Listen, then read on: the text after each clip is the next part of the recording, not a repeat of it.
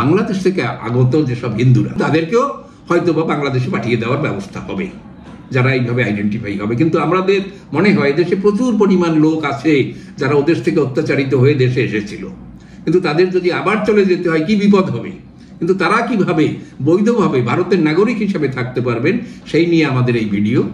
আমরা একে একে ধাপে ধাপে সেগুলো নিয়ে আলোচনা করছি।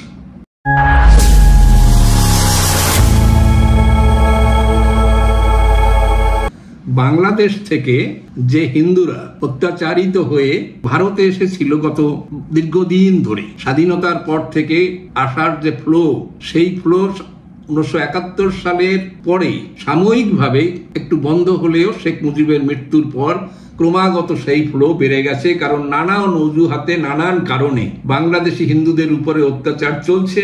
ভারতে যদি কোনো কিছু সমস্যা হয়, সাধারণ সমস্যা, বাবরি মসজিদের মতো তো বড় কথা, কাশ্মীরের হজরত বাল মসজিদ নষ্ট হয়েছে, এরকম সামান্য খবর পেয়েও সেখানে বাংলাদেশে কিন্তু হিন্দুদের উপরে অত্যাচার, বাড়িঘর লুটপাট, নারী নির্যাতন, সমস্ত রকমের ঘটনা সেখানে ঘটেছে। ঠিক একইভাবে আবার এবারে তাদের নাকি দ্বিতীয় স্বাধীনতা 5ই আগস্ট 2024-এর, যে সেই ওখানে হাসিনা যখন ক্ষমতা ছেড়ে ভারতে আশ্রয় নেন তখন থেকে আবার আর এক পালা হিন্দুদের উপরে অত্যাচার যে শুরু হয়েছে, সেটা এখনো চলছে। সে তার অনেকে নানান তথ্য বের করেছেন, তারা দেখিয়েছেন যে কত পরিমাণ নারী ধর্ষণ হয়েছে, কত বাড়ি পোড়ানো হয়েছে, কত হিন্দুকে হত্যা করা হয়েছে, কত হিন্দুকে কর্মস্থান থেকে চ্যুত করা হয়েছে, তাদের সম্পত্তি লুটপাট করা হয়েছে।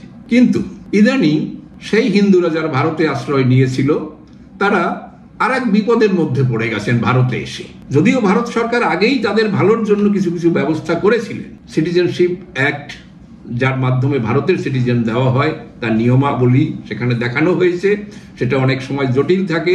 সেই জটিল আইনকে সরল করে ভারত সরকার 2019 সালে আমাদের ভারতের প্রতিবেশী 3টি দেশ, বাংলাদেশ, পাকিস্তান এবং আফগানিস্তান, সেখানের যারা সংখ্যালঘু অর্থাৎ হিন্দু, বৌদ্ধ, জৈন, শিখ, পার্সি এবং খ্রিস্টান, তারা নানান সময় নানানভাবে অত্যাচারিত হয়ে গায়ে তাদেরকে হয় কনভার্ট করা হচ্ছে, না হয় হত্যা করা হচ্ছে, না হয় সেখান থেকে বিতাড়ন করা হচ্ছে। তো তাদের সিটিজেনশিপ দেওয়ার জন্য, পদ্ধতি সহজ করার জন্য সিটিজেনশিপ অ্যাক্ট 1955-কে সংশোধন করে বলা হয়েছে যে 2014-এর আগে যারা এই 3টি কান্ট্রি থেকে 6টি সংখ্যালঘু শ্রেণীর লোক যারা ওই দেশ থেকে এদেশে এসেছেন, তারা খুব সহজে সিটিজেনশিপ পাবেন।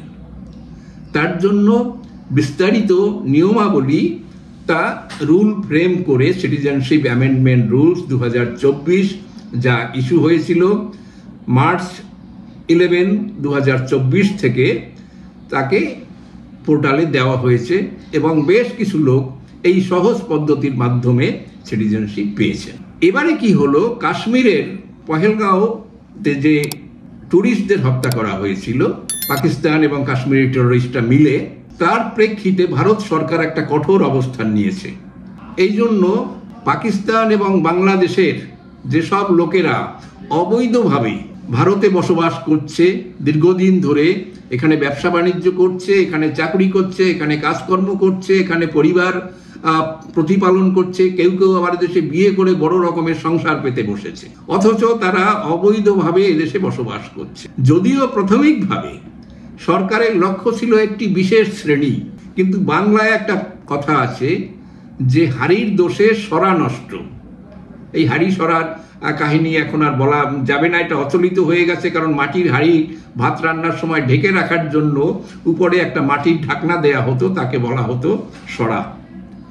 কাজেই সেই যে সরা এবং হাড়ি, এদের কম্বিনেশন না হলে একটার দোষে আর একটা নষ্ট হয়।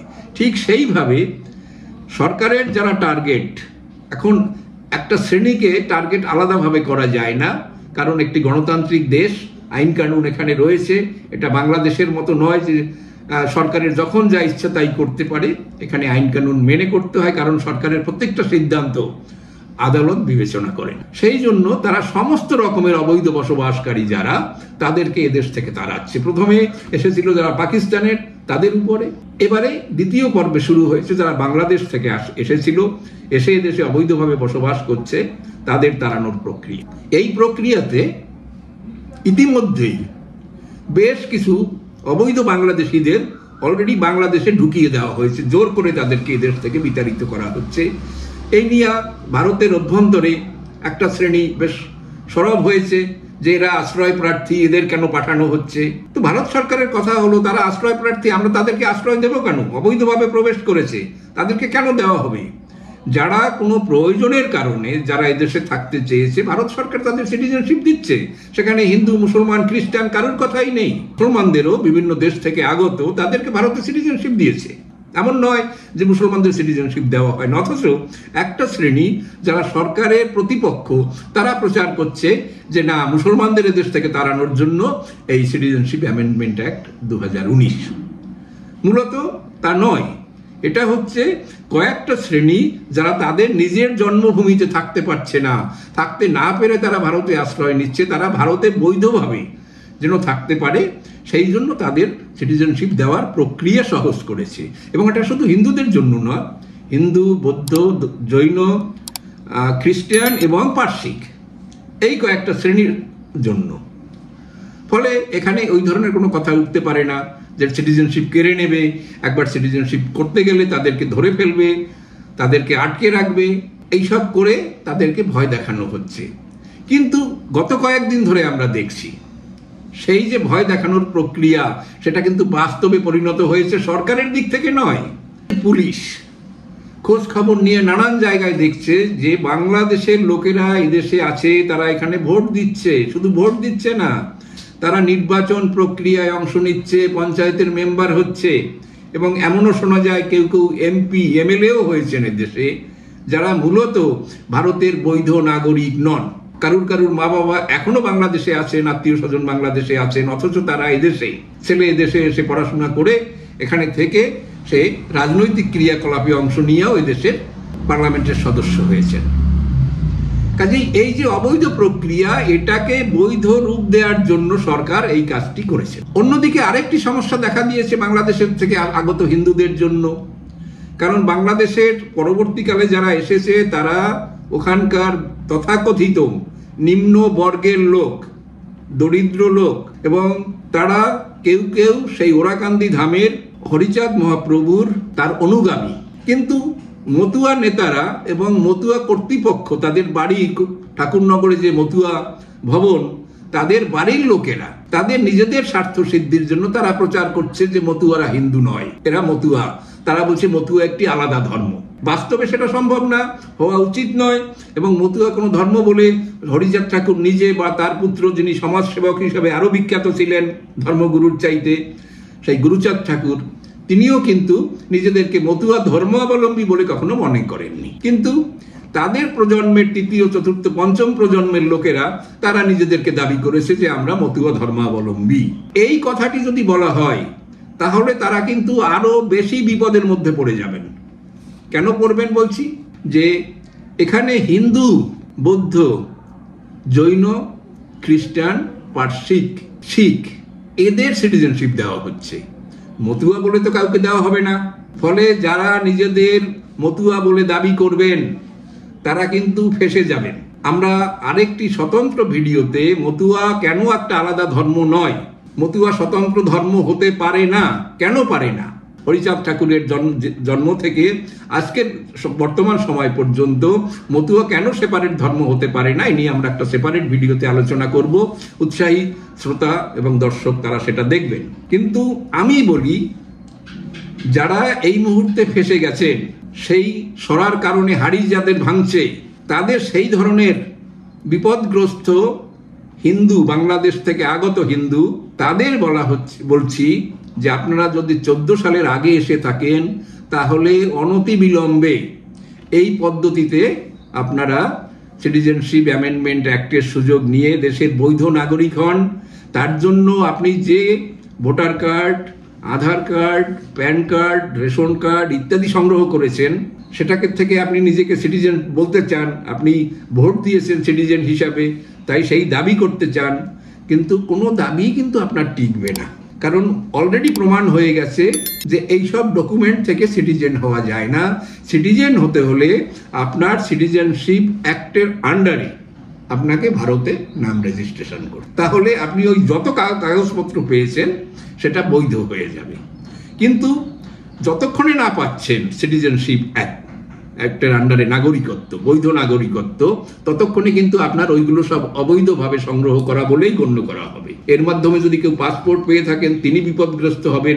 তাই সেই বিপদ থেকে মুক্তির জন্য সর্বরোগহর অর্থাৎ সমস্ত সমস্যার সমাধান করতে পারবে একমাত্র সিটিজেনশিপ অ্যামেন্ডমেন্ট অ্যাক্ট 2019 এবং তার সংশ্লিষ্ট সিটিজেনশিপ অ্যামেন্ডমেন্ট রুল 2024। এখানে দরখাস্ত করতে হলে খুব বেশি ডকুমেন্টের প্রয়োজন নেই। আপনি বাংলাদেশ থেকে এসেছেন, 14-র আগে এসেছেন বা বাংলাদেশের ছিলেন, এই জাতীয় একটা প্রমাণ ওখানকার দিতে হবে। কোনো দলিলের কাগজ, কোনো রেজিস্ট্রেশন, কোনো ড্রাইভিং লাইসেন্স, অন্য কোনো ধরনের কাগজ যেটা প্রমাণ করে যে আপনি বাংলাদেশ থেকে এসেছেন। কারণ আপনি তো শ্রীলঙ্কা থেকেও আসতে পারেন, আপনি অন্য দেশ থেকে আসতে পারেন, মায়ানমার থেকে আসতে পারেন, নেপাল থেকে আসতে পারেন। কাজেই সেটার জন্য আপনাকে বাংলাদেশ থেকে এসেছেন তার একটা প্রমাণ দিতে হবে এবং 2014-এর আগে এখানে এসেছেন এমন একটা প্রমাণ, যেটা সবার কাছেই প্রায় voter card, Aadhaar card, PAN card, অর্থাৎ ভারতীয় ডকুমেন্ট, এমনকি ম্যারেজ সার্টিফিকেট, এই জাতীয় বহু ডকুমেন্ট আছে যা দিয়ে প্রমাণ করা যায় যে আপনি 2014-র আগে এখানে এসেছিলেন। জমির দলিল, এই যে কোনো কিছু দিয়ে আপনি প্রমাণ করুন, দরখাস্ত করুন, সহজে সিটিজেনশিপ পেয়ে যান। এবং এই যে যারা অবৈধভাবে যে শ্রেণী এদেশে এসে সন্ত্রাসের কার্যকলাপ করছে, আমাদের দেশের সম্পদে ভাগ বসাচ্ছে, তাদের সাথে আপনাদেরও যেন এদেশ থেকে বিতাড়িত হতে না হয়। এই জন্য বিস্তারিত দেখার জন্য এই সংক্রান্ত আমাদের আরেকটি ভিডিও, যার লিঙ্ক এখানে দেওয়া হয়েছে, সেটা দেখুন এবং পরবর্তী ভিডিওতে কিভাবে অ্যাপ্লাই করবেন সেটা আপনারা দেখুন। দেখলে পরে সেই রাস্তায় এগোন। নেতাদের দ্বারা প্ররোচিত হবেন না, তাদের ভুয়ো আশ্বাসবাণীর দ্বারাও ভুলবেন না, তাহলে কিন্তু বিপদ হবেন। যেটা আমরা দেখেছিলাম যে সেই বর্তমান সেই মতুয়া ভবনের কোনো নেতা, তারা এইসব কথা বলেছেন যে করতে হবে না ইত্যাদি ইত্যাদি, তারা কিন্তু নিরাপদে আছেন, বিপদে আপনি পড়বেন। আমরা মনে করিয়ে দিই, আমরা কোনো রাজনৈতিক দলের নই। আমরা মনে করি যে অহেতুক সাধারণ মানুষ, দরিদ্র মানুষ, যারা একবার নিজের পরিবার থেকে, নিজের পিতৃভূমি থেকে যিনি উৎখাত হয়েছেন, সম্পত্তি থেকে উৎখাত হয়েছেন, তিনি এখানে এসে 15-20 বছরের চেষ্টায় হয়তো একটু দাঁড়িয়েছেন, একটু সুস্থ জীবনযাপন করছেন, আর একবার আপনাকে উৎখাত হয়ে আবার সেই শত্রুর মধ্যে গিয়ে পড়তে না হয় যেখানে আজ আপনার বলে কেউ নেই। আজ এই পর্যন্তই।